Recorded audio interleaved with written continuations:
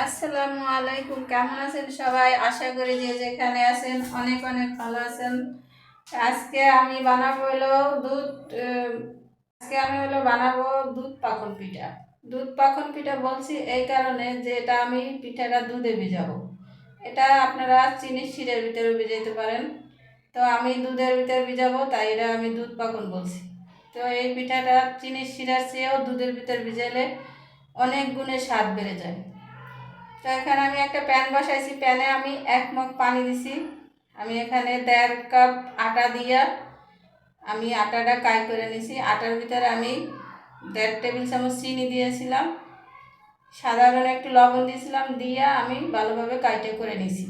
করে এখন এটা একটু ঠান্ডা হতে একটা প্লেটে রেখেছি। ঠান্ডা হওয়ার পরে আমি ভালোভাবে এটা মতে নেব। পিঠাটা বানানোর উপযুক্তভাবে ভালোভাবে মেখে নিতে হবে। এখানে আমি একটা ডিম ভেঙে আমি সাদা অংশটা দিছি, আর কুসুমটা আমি রেখে দিছি। ওটা আমি এখানে ব্যবহার করব না, আপনারা করলে করতে পারেন, সমস্যা নেই।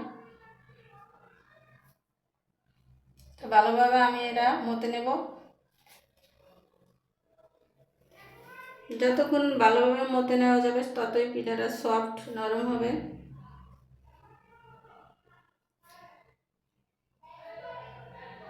এই দুধ পাখন পিঠাটা খেতে এত অসাধারণ মজা হয়, মানে আপনারা বাড়িতে ট্রাই না করলে বুঝবেন না যে এটা আসলেও কতটা মজা। এখানে আমি 1 টেবিল চামচের মতো তেল ব্যবহার করছি, সয়াবিন তেল।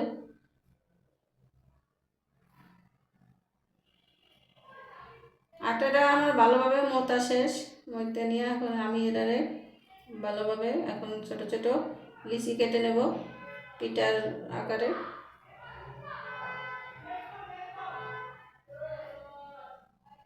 এখন আমি একটা চাকুর সাহায্যে আমি এটারে চাকুর পিসের থেকে চাকুর পিছনটা থেকে আমি এখন ডিজাইন করে নেব।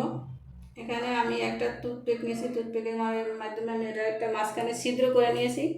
ছিদ্র করে এখানে আমি একটা একটা করে সৌন্দর্যের জন্য কিশমিশ দিয়ে দিছি।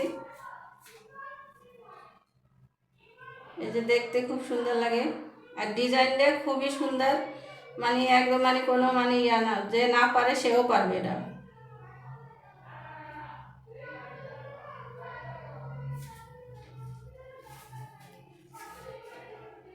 এভাবে আমি 2-3টা ডিজাইন করে নিয়েছি, আপনারা আরও ডিজাইন করতে পারেন।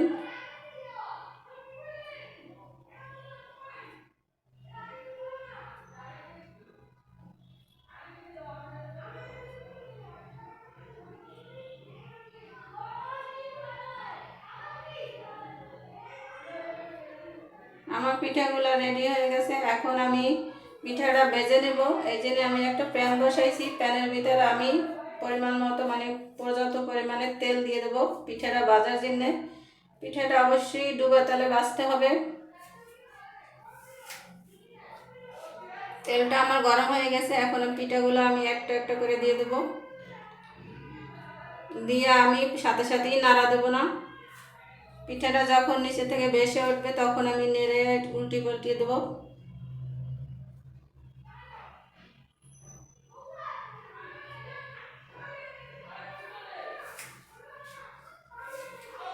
পিঠার এক পিঠ হয়ে গেছে, আমি আর এক পিঠ উল্টে দেবো। এই যে পিঠাগুলো আমার হয়ে গেছে। এটা আমি আর কালার করব না, আপনারা করলে আর একটু বাদামি কালার করতে পারেন, কিন্তু আমার কাছে এই কালারটাই বেস্ট লাগছে তাই আমি এটা এইভাবে করছি। এখানে আমি 2.5 কাপের মতো তেল দিয়ে দুধ দিয়ে দেবো। আমি 2.5 কাপ দুধ দিয়ে দিছি। এখানে আমি 3টা লবঙ্গ দারচিনি দিয়ে দিলাম, দিয়ে আমি দুধটার ভালোভাবে জাল করব। এখানে আমি মেজারমেন্ট কাপের 1/2 কাপের একটু বেশি চিনি দিয়েছি, যেহেতু আমি কায়ের সাথে আগে চিনি দিয়েছিলাম তাই এখানে আমি আমার পরিমাণ মতোই চিনি দিছি, আপনারা আপনাদের পরিমাণ মতো চিনি দিবেন। দিয়ে এখানে আমি দুধটা বলক আসছে, জাল হয়ে গেছে। এখন আমি পিঠাটা দিয়ে দিছি, দিয়ে আলতো হাতে ভালোভাবে নেড়ে দেবো যতক্ষণে পিঠাটা হওয়ার উপযুক্ত না হয় ততক্ষণ পর্যন্ত আমি এটা পিঠাটা রান্না করব।